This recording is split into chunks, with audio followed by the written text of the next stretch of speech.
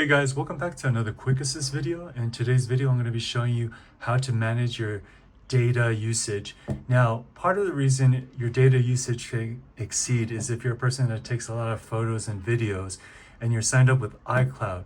So every time, especially if you have a second phone like I do, if you don't turn off this feature, it's gonna just automatically start downloading onto the phone.